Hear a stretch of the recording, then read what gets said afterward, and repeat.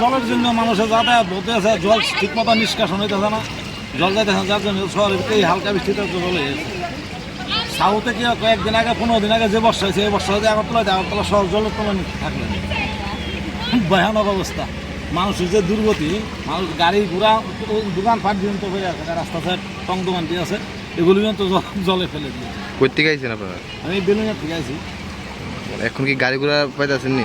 না, কই গাড়ি ঘোড়া তো চলতেছে না, একটা অটো তো পাইতেছে না বটতলা যাওয়ার জন্য। ঠিক আছে, আসি দাদা।